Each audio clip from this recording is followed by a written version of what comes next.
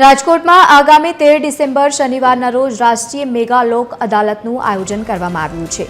રાજકોટ જિલ્લાની તમામ અદાલતોમાં આ લોક અદાલત યોજાશે, જેમાં પેન્ડિંગ અને પ્રી લિટિગેશન કેસનો નિકાલ કરવામાં આવશે। મુખ્ય જિલ્લા ન્યાયાધીશ જે.આર. શાહ દ્વારા જાહેર જનતાને આનો લાભ લેવા માટે અપીલ કરવામાં આવી છે। આમાં ચેક રિટર્ન, અકસ્માત વળતર, ફેમિલી મામલાઓ જેવા કેસો હાથ ધરવામાં આવશે। લોક અદાલતમાં સમાધાનથી કેસોનો નિકાલ થતાં અપીલનો ઝંઝાળ પણ ટળી જાય છે। કેસ મુકવવા માટે પક્ષકારો વકીલ અથવા તો કોર્ટનો સંપર્ક કરી શકે છે।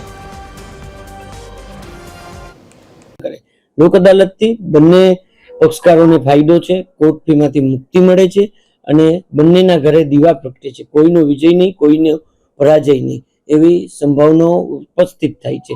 અને લોક અદાલતમાં જે કેસોનો નિર્ણય થાય છે એ કેસોમાં નામદાર સેશન્સ કોર્ટ, નામદાર હાઈકોર્ટ તથા નામદાર સુપ્રીમ કોર્ટમાં અપીલ થઈ શકતી નથી। આ લોક અદાલતનો મોટામાં મોટો સિંહ ફાળો છે। 13/12/2025ની લોક અદાલતમાં આજ સુધીમાં જે આઈડેન્ટિફિકેશન થયેલ છે તે 30,000 ઉપરાંતની સંખ્યામાં જુદી જુદી કોર્ટોએ આઈડેન્ટિફિકેશન કરી અને કેસો મૂકેલા છે।